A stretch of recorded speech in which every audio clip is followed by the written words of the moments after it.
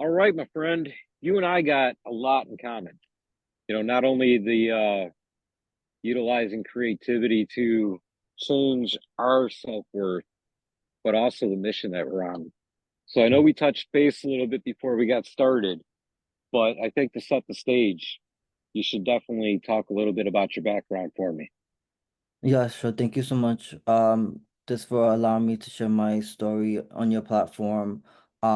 Because for me, my story started out as being someone who didn't really know what he wanted out of life. I was just going through the motions. I thought that I needed to um succumb to the society's norms of the 8 to 5, the you need to be, constantly working at a certain place, not fulfilling your passion. And I thought that was it. Like that was like the end all be all for my life. I didn't see any other way out. So a lot of my story is based on not really realizing my self-worth until I heard a radio interview, which is a it was an interview about like going to an audio engineering school, and they had a studio in that school. And I was like, wow, let me take this as something like maybe God is telling me like maybe pursue music. Like I didn't know it was just gonna happen out of just being curious about writing from middle school and being so enthusiastic with learning how to like express myself through words. It just seemed like it was this full circle, like God was just putting me in spaces where like he was telling me, yeah, music is your thing, like get into it, like with your poetry, with your writing, like you're expressing yourself. And the part of expressing myself really felt so cathartic to me that I'm just like, let's experiment with poems, let's experiment with raps, and it just took form from there. That's the coolest thing about a lot of these journeys. When we go on these journeys of self-discovery, is not only the places that we end up, but a lot of the things that happen along the course of getting to where we're intended to be as we discover our voice. And I know from personal experience that idea of discovering your voice and how to utilize it, even though you've got the image in your mind of where you want to go, the message you want to pursue, and all those things, it's challenging to actually craft that voice in a way that not only fulfills your message, but it's something you're comfortable doing. Yeah, absolutely agree 100%. So talk to me a little bit about that. Tell me about, that passion and how it started to craft that voice for you. For me, um I for me, I felt like I found my voice when I was able to just from journal writing from middle school, being able to just say like, okay, this is how my day went, and not really filter myself for expressing myself, because soon after I didn't know that I was gonna go through an identity crisis. For me, when I started to put out my first couple of singles and started to really experiment with rap, I really didn't really know who I wanted to be as a person, because I was seeing the people who were doing it have a certain aesthetic. They were more like gangster rappers who I was listening to. So I thought that that was it for me. And then I started to work on my skill set, but I didn't really realize that my passion really came from all of those dark moments where I was alone in my room figuring out who I wanted to be in life. And I was at a point in my life where I didn't really know um the type of music that would really fulfill me without attempting to be like a people pleaser, in a sense of wanting to be someone who is publicized for doing something that is not really him. And I thought that was something that was acceptable because that was acceptable back then.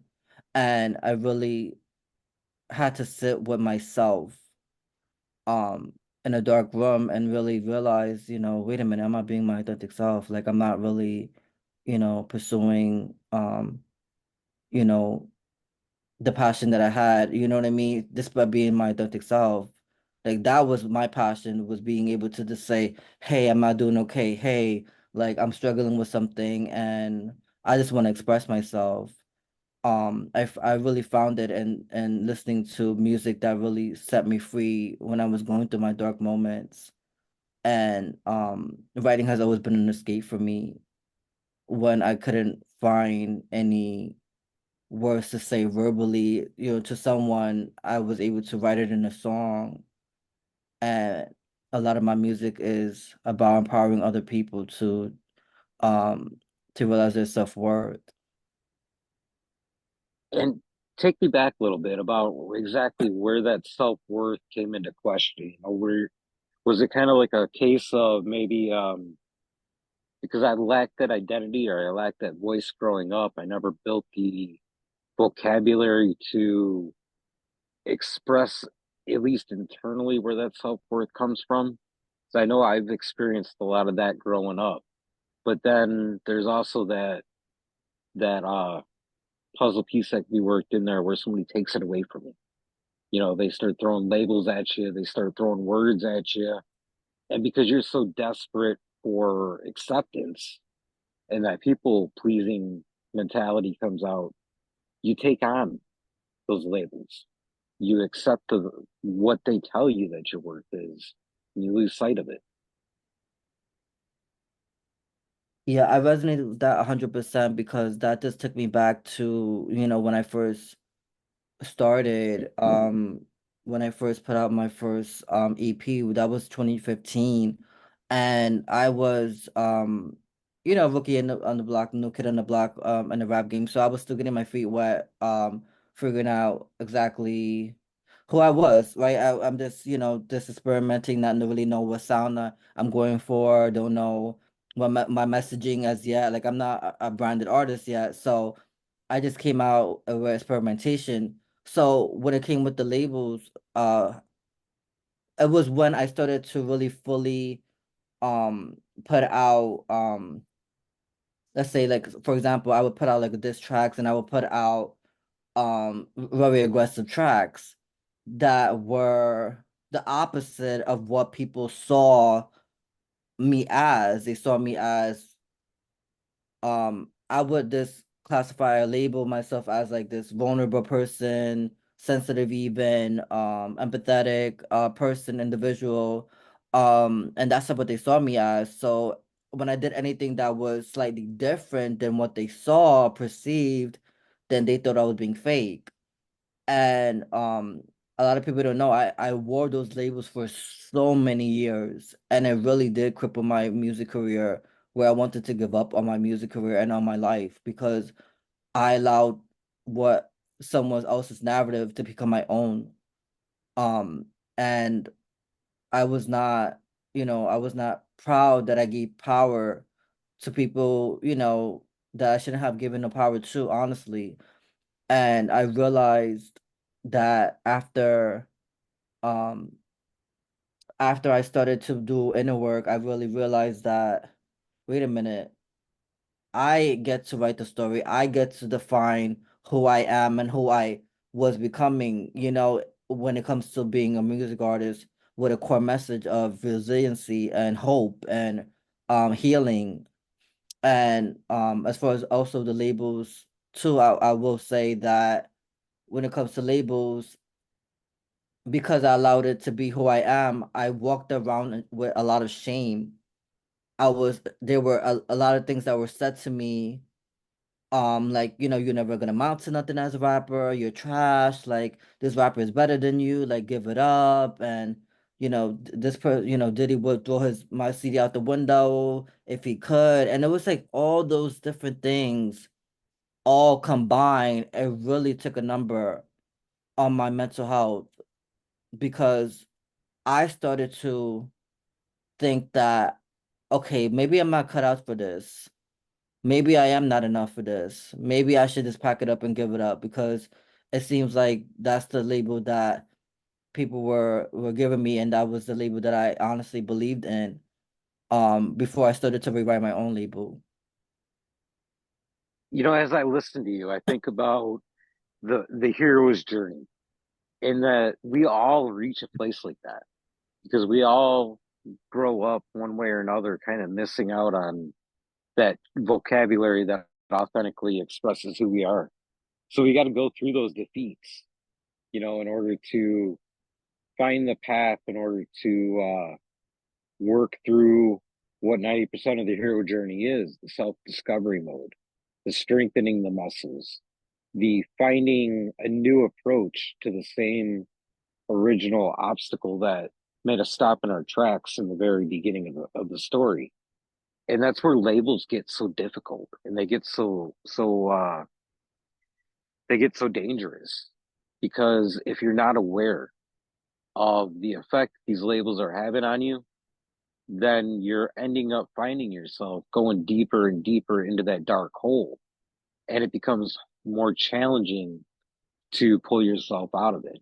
So talk to me a little bit about some of the tools that you use during that work, during that journey of self-discovery. Yes. One of the tools that I used for my self-discovery was motivation. I didn't really do a lot of motivation until that point where I was feeling like I was in a moment where I was just like, I felt like I didn't really know who I was, and I was really lacking belief in myself. I took motivation seriously. I started to listen to a lot of motivational speakers, Eric Thomas, David Goggins. A lot of those motivational speakers really helped me when I was not wanting to be here, when I wanted to just like end it all. And I really started to tap into my communities. I tapped into um a men's community. I tapped into an accountability groups that was able to share some of these deep thoughts and deep emotions and my suicidal thoughts and things like that. And then just to have people hold space for me, because that was really the key for me, is not to realize is to realize that I am able to express myself um without having to necessarily hold myself back. Because the thing about community is like it was easy for me to stay within my own box, so to speak, which I did in the pandemic, which is the reason why I was very suicidal, because I really secluded myself from everyone, including family. And I also realized that by me tapping into community, tapping into motivation, actually taking therapy when I was thinking like, oh, therapy is not for me. I honestly I was receptive to like all the advices, and I started to um apply all the things I've learned to strengthen me. I do affirmations every single morning. I meditate. I meditated at the time. I still do all those things. I read books, self-care, and it really, all those things helped me really build a strong foundation to where I am today. Like without that work, man, I really don't think I would be here, because there's so much that is thrown at me on a daily basis, especially as an artist, um, when having to face different criticism and things like that. It really can get me in a downward spiral really quick. So a lot of those things help me stay balanced, and to helps me to realize that like um that my foundation, as long as I keep doing it, it's gonna work itself out. I really think in a roundabout way, it all channels back to developing and holding on to that feeling of hope. Yes. That feeling of hope that we're all born with. But as we go through life and we go through our challenges, get knocked down, it starts to muffle itself. We stop listening to it as directly. So having that awareness of yourself and finding tools to be able to refoster and retrain yourself to listen to that voice of hope is so important, regardless of where you're at within your journey. whether you're going through the storms of life or you're standing in the sunshine of life. Always being able to ground yourself and come center and realize that regardless of where which path I'm on right now, hope is still walking there in my heart. And then there was something else that you touched on that I spent a lot of time doing myself is the isolation part. And I think it's something that's very important to explore because I think isolation itself has a bit of a negative stigma around it. A lot of us think that because we're alone, we're failing or we're just, it's hopeless. Nobody wants to be around us and blah, blah, blah. But the truth of the matter is when you're in that type of space where you're alone, that's where you're able to do this work.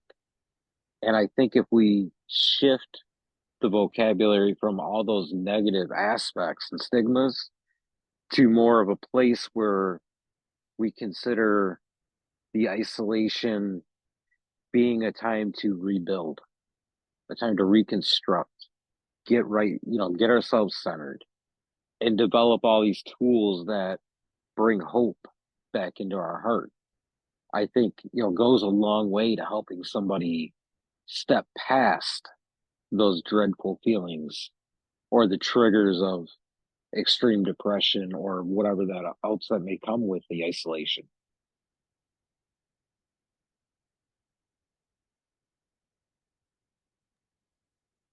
Yeah, I honestly I agree with you 100%. That it's like a two-edged sword almost because um I preface it like this. When I was isolated,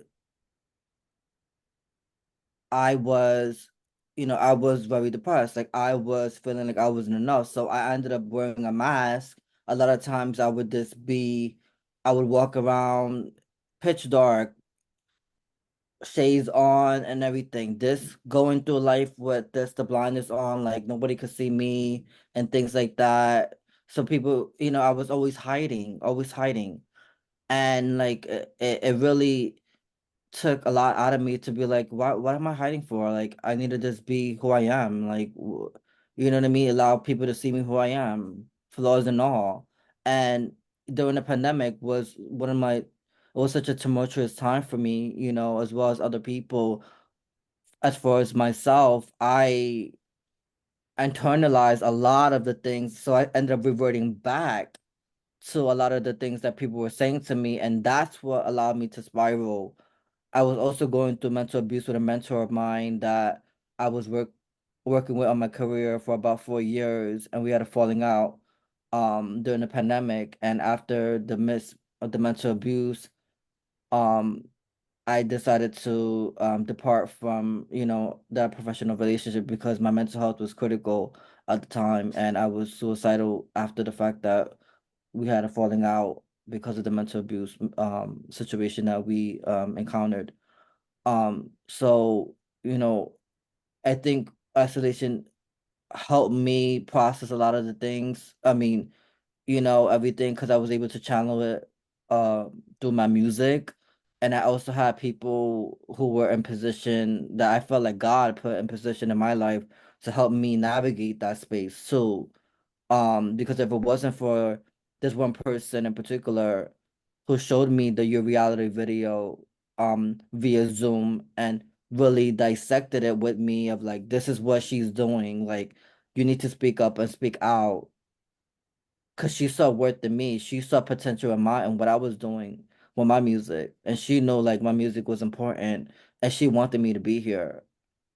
So like it just comes back full circle for me that a lot of my like the outreaches that I've did to just be able to just share a lot of the stuff that I didn't want to share really helped me become a better person to not allow like my demons to like overtake me and allow me to just fully like step into my power because when I was isolated I loved it because I was able to figure out who I was and who I was becoming, but then it was times where I was too isolated where I felt like it was like it was hindering me because it allowed me to think like I was always alone, like no one was there for me, and I started to become, to be honest, like a victim. I had this victim's mentality, which is the reason why I named my book From Victim to Victor, transforming trauma into triumph, because of the fact that I felt like I was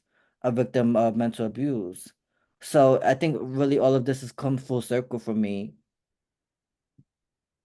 And I think it's interesting the fact that as we talk through this subject, when I look at not only my past, but I hear in yours as well, and I see it with a lot of the people that I work with, there's a common thread.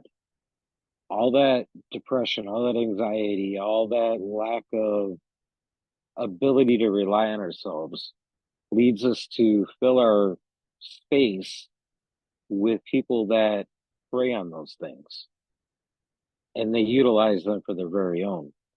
So that's where I know for me, within the isolation, that's where the shift came. And when I brought that concept out here into the wilderness, that's where I began to actually see and connect with as well as understand the natural flow of life. When we're caught up in all those negative things, we fight so hard against life because it's pushing us along and we feel desperate for the connection. We feel desperate for the control.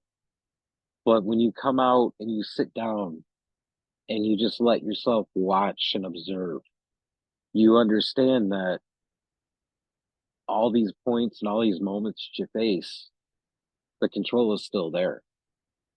You know, that you're the one that's got the power to make the decision. If somebody that had an unhealthy impact on your life came into it, it was your decision whether you would, admit to it or not, to allow that person in. And as you come out of this spell of the season of isolation, you become aware of that conscious decision. You become more of an agency for yourself and gain more autonomy to invoke those powerful decisions.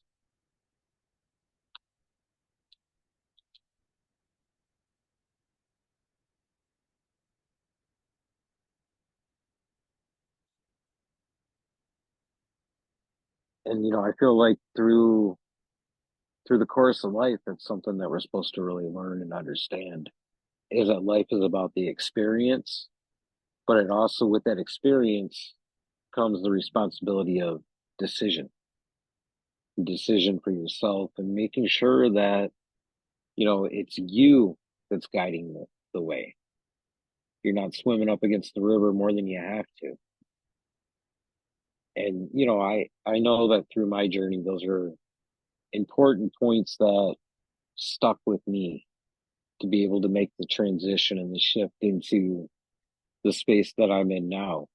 And I'm sure that, as we talk through it, you can reflect on that and kind of feel that same identity and that ability to identify with that. So I want to talk a little bit about how that momentum, how that shift began to change the direction and kind of lead you more toward the refined purpose of your journey.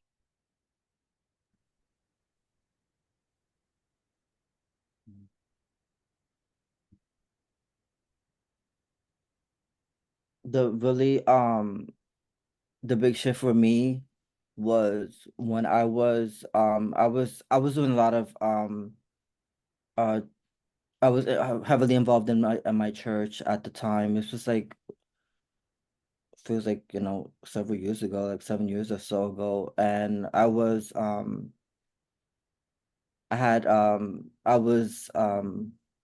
helping out, I believe, at the church at the time, and um there was a group visiting from Canada, and I ended up seeing conversating with them and things like that. And one of the guys, he must have been in this, not even a teen, probably like a preteen. We ended up chatting it up and things like that. And I did mention, that I was an artist, and I do music and things like that, spoken word and stuff like that. They seemed interested, and so after that, we just had a conversation. I just, shared my socials and stuff like that. So I didn't make anything big out of it. I was just like conversating. I didn't think it was like a big deal. So I went back home, that same night that I met this group from Canada. So the guy's name was Ryan, who I ended up giving my Facebook to. So when I got home, I went in my room and I saw I felt like God was telling me, you need to go on your Facebook Messenger like now, like there's something important you need to see.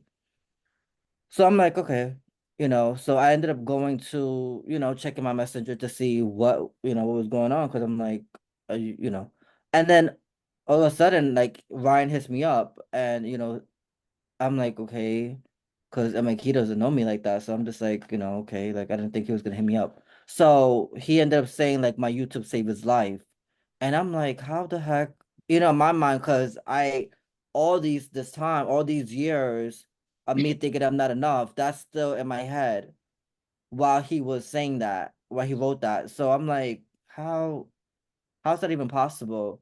I didn't know what he was going through. I didn't even know what I put out there that would entice someone or to heal or, to not resort to suicide. Like I didn't think I was capable of that, honestly. And that really was a pivotal moment for me to not give up on myself and not to give up on my dreams because like I didn't know like the power of my words. I really didn't until that day that he told me that you sent me that message. So like that really helped me define my purpose of like, wait a minute, like you have something to contribute that's bigger than you. And then I started to say to myself, like, wait a minute, yeah, it is bigger than me. So I ended up making it my mission to use my music, whether it's spoken word, to my book, anything that I'm able to do to continue to remind people of their self-worth, because that's so important to me, to get that message out there. And I'm just so grateful that I was able to be the catalyst for change that he needed, that he needed in his life in a sense so that he can move on with whatever hardships and things that he was going through at that moment. So that really changed my life forever. And I still remember that moment. That's a powerful moment. I've experienced a lot of those myself. So I want to do this though. I want to transition here as we come toward the end of our time, and I want you to talk directly to that person that is sitting in isolation right now, still kind of under the cloud of the stigma and the negativity around the perception of it, and they're battling their way, trying to push their way out of that storm. Give them a little bit of encouragement, inspiration. You absolutely. My inspiration is to tell like, hey, like I know like you're struggling. I know that you're hurting right now, but this too shall pass.